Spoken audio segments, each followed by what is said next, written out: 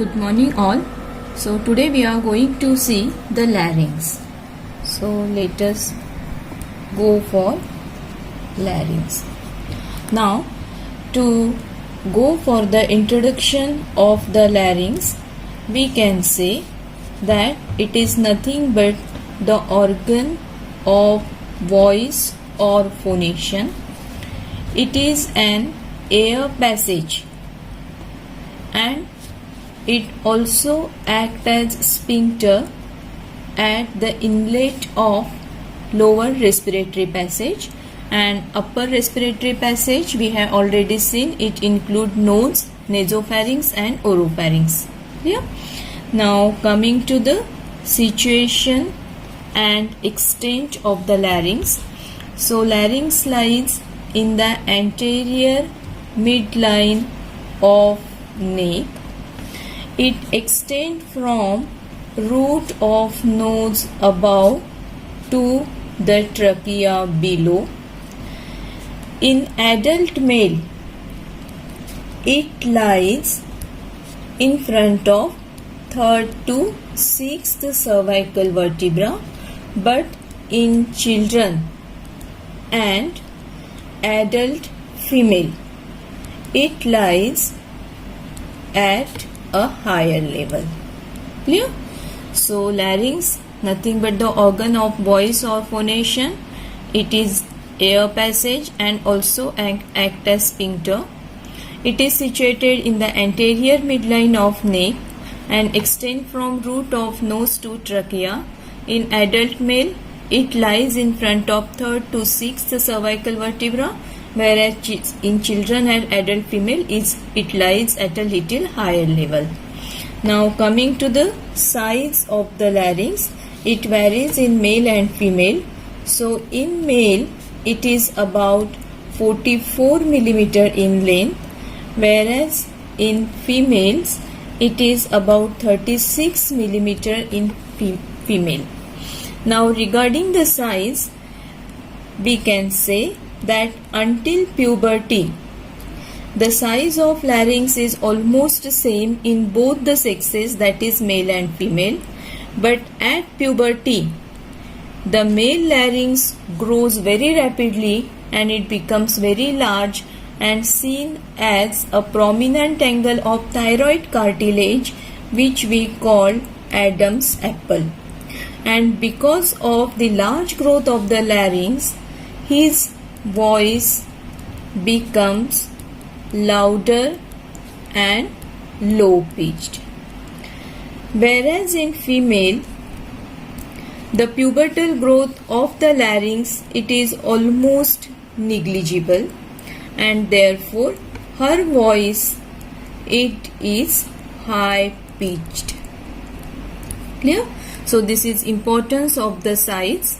The length, it is more in female, less in female and more in male.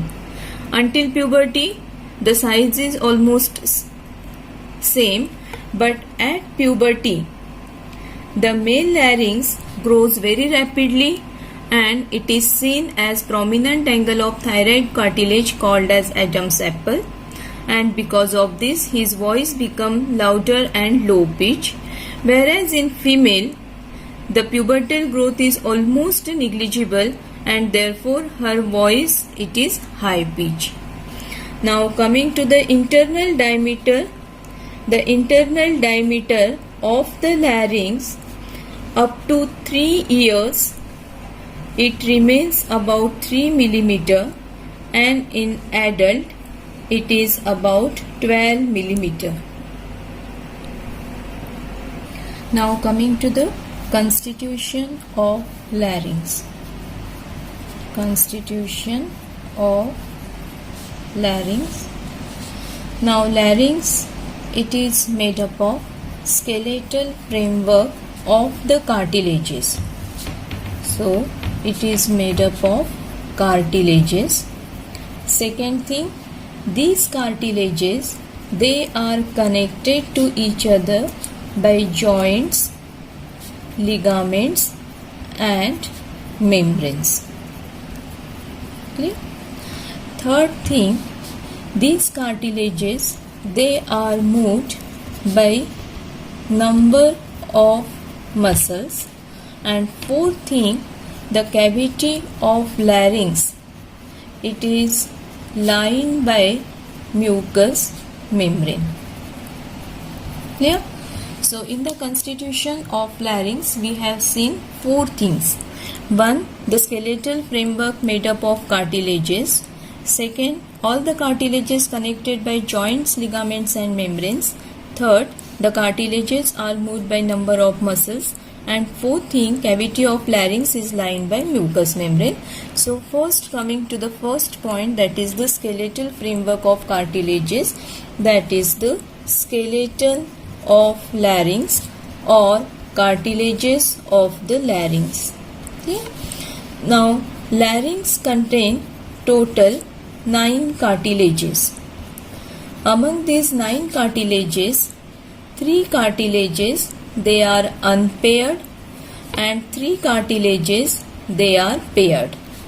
The 3 unpaired cartilages, these are thyroid cartilage, cricoid cartilage and epiglottic cartilage. Whereas 3 paired cartilages are arytenoid cartilage, corniculate cartilage and cuneiform cartilage. Clear? So total 9 cartilages, 3 unpaired, 3 paired, 3 unpaired thyroid, cricoid, epiglottic, 3 paired are arytenoid, corniculate. For better understanding of the posterior border, we will go to the posterior view of larynx. So in the posterior view of larynx, we are able to see the epiglottic cartilage. Below there lies the cricoid cartilage and this is the superior cornu and this is the posterior border, the inferior cornu, which are articulate. This inferior cornu articulates with the cricoid cartilage to form the cricothyroid joint. Yeah. This is the epiglottic cartilage.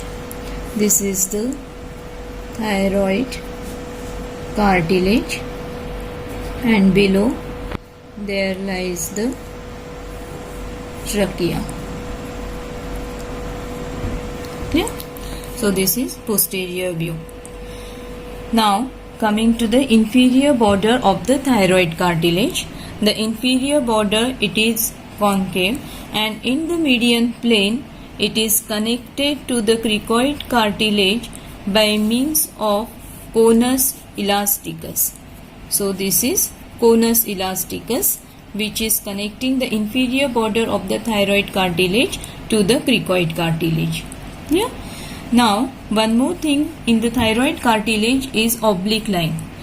On the laminae there lies one oblique line which extends from the superior thyroid tubercle to the inferior thyroid tubercle. The superior thyroid tubercle which lies in front of the root of superior cornu and inferior thyroid tubercle which lies behind the middle of inferior border. So this is oblique line of thyroid cartilage. It gives attachment to sternothyroid muscle, thyrohyoid muscle and inferior constrictor of pharynx. Yeah. So this is the thyroid cartilage which we have seen in the diagrammatic representation. Now let us come to the small model. Now in this model, this red color is the thyroid cartilage. We have seen that it is a V shape. So this is the V shape. These are the two quadrilateral laminae. This is the anterior border and this is the posterior border. This anterior border, it is fused in below and above it is separated forming the thyroid notch. Posterior border, it is free. Superiorly it forms the superior cornu. Inferiorly it forms the inferior cornu. superior cornea, it attach with the greater cornea of the hyoid bone. So this is the hyoid bone. This is lateral thyrohyoid ligament. Inferior cornea, it articulates with the cricoid cartilage to form the cricothyroid joint. Clear? So this is the thyroid cartilage. Now coming to the next cartilage, that is the cricoid cartilage. Now cricoid cartilage, it is a signet ring shaped cartilage. Now signet ring shape means it is broad posteriorly and narrow anteriorly. Here we can see this is the cricoid cartilage, which is narrow anteriorly and broad posteriorly. It encircles the larynx below the thyroid cartilage, that is, it lies below the thyroid cartilage, but it is thicker and stronger than the thyroid cartilage. It has two parts, anterior part and the posterior part. Anterior part is narrow and it is called as arch of the cricoid cartilage, whereas posterior part is broad and it is called as lamina of the cricoid cartilage. The lamina of the cricoid cartilage, it projects upward beyond the thyroid cartilage and it articulates superiorly with the arytenoid cartilages. So superiorly it articulates with the arytenoid cartilages. So these are the arytenoid cartilage. Arytenoid cartilage. Now we have seen already that inferior cornea of the thyroid cartilage, it articulates with the cricoid cartilage to form the cricothyroid joint. So where do it articulate? It articulates at the junction of arch and lamina to form the cricothyroid joint. Let us go for the model of cricoid cartilage. So this is the same model showing the thyroid cartilage, and this yellow colored is the cricoid cartilage, which is signet ring shaped cartilage. It lies below the thyroid cartilage and it is thicker and stronger. It has two parts. We have seen that it is anterior part and this is the posterior part. Anterior part is narrow and it is called as arch of the cricoid cartilage, whereas posterior part, it is broad and it is called as lamina of the cricoid cartilage. This posterior part, you can see it project upward and superiorly it articulates with the triangular cartilage, that is the arytenoid cartilage. Clear? Similarly, inferior cornea of the thyroid cartilage, it articulates with the cricoid cartilage at the junction of arch and the lamina to form the cricothyroid joint. Clear? So this is the cricoid cartilage. Let us come to another cartilage, that is the epiglottic cartilage.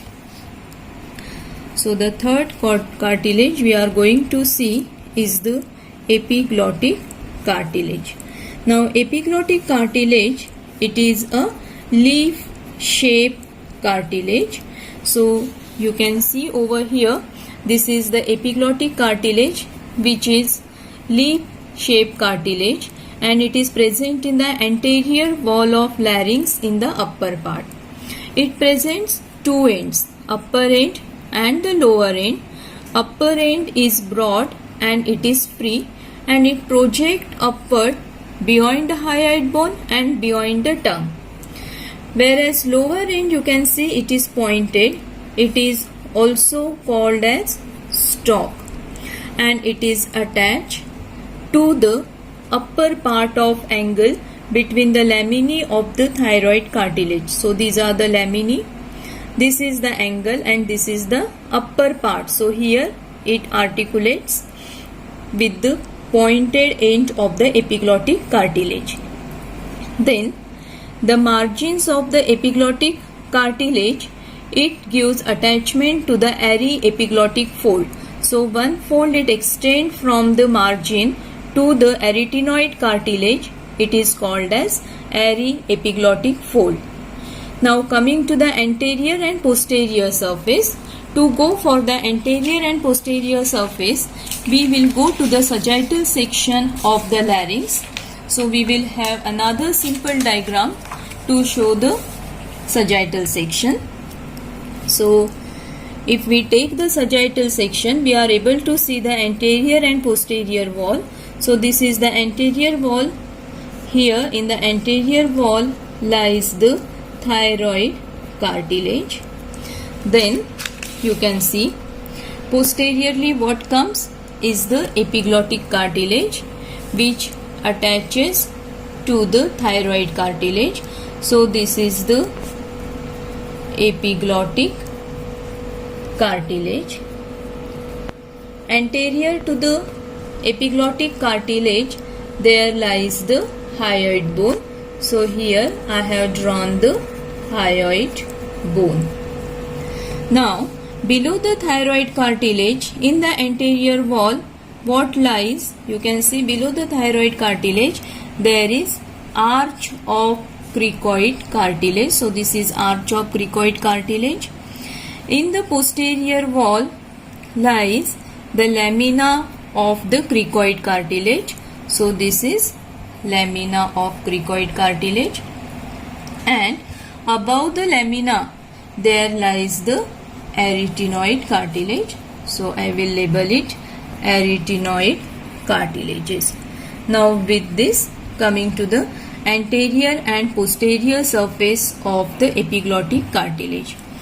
Now anterior to the epiglottis lies the hyoid bone. Above the hyoid bone there lies the tongue. So this epiglottis, it attaches to the tongue by means of 3 folds. So to show the folds, we will go to the top view of the tongue. If we see the tongue from the dorsum, this will be the picture. This is the dorsum. Posteriorly there lies the epiglottis, and this epiglottis, it is attached to the tongue by means of 3 folds.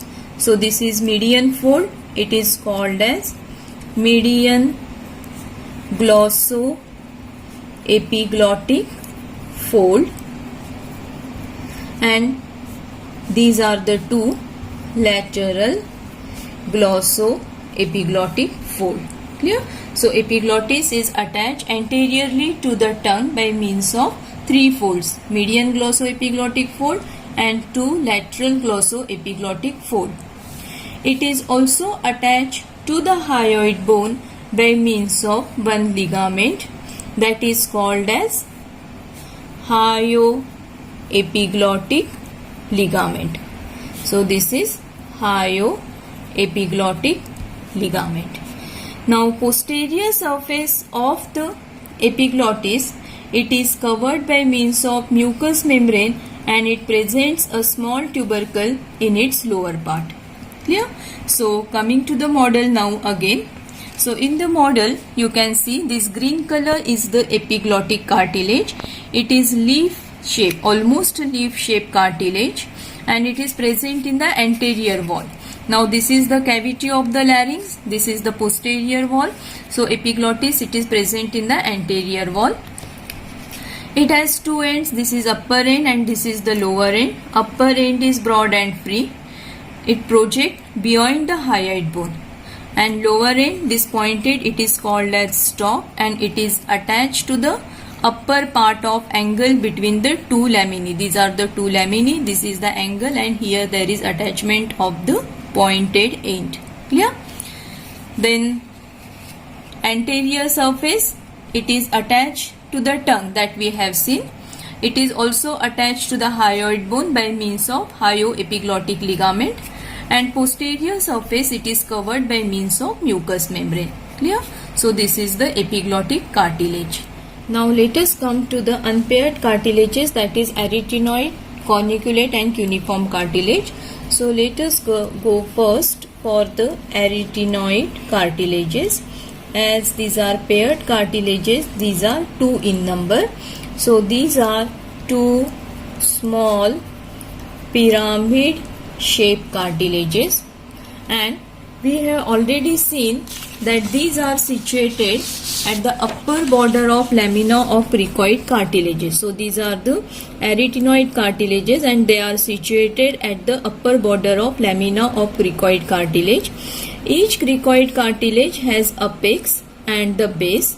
Apex is curved and it articulates with these small corniculate cartilages, whereas base is concave and it articulates with the cricoid cartilage.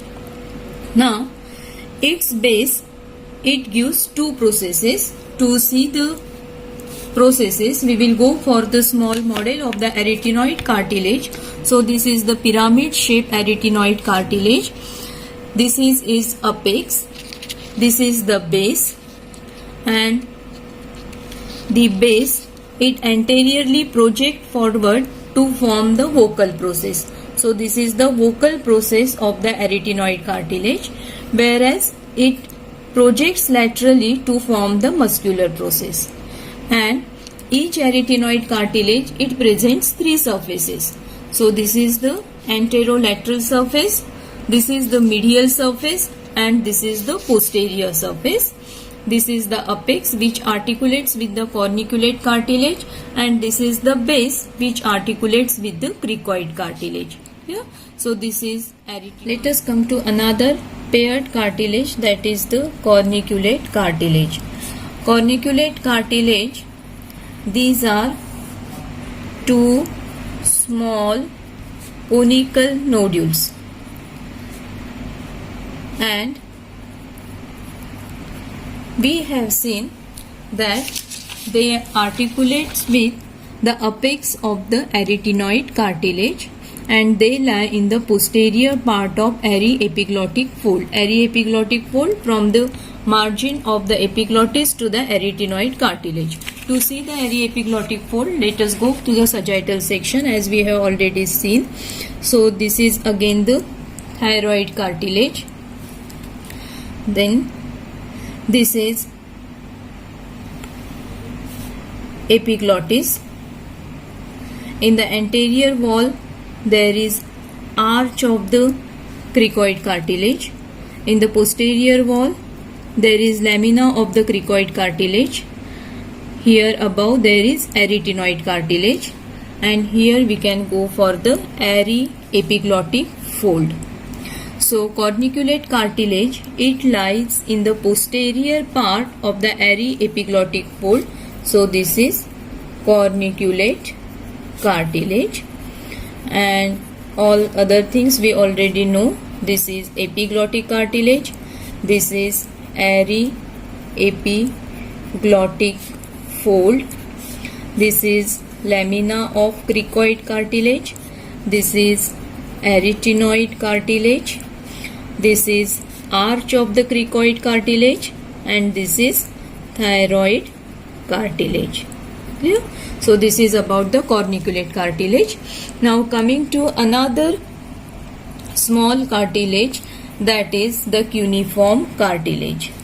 These are two small rod shaped pieces of the cartilage, and they are also placed in the aryepiglottic fold just ventral to the corniculate cartilage. So these are cuneiform cartilage.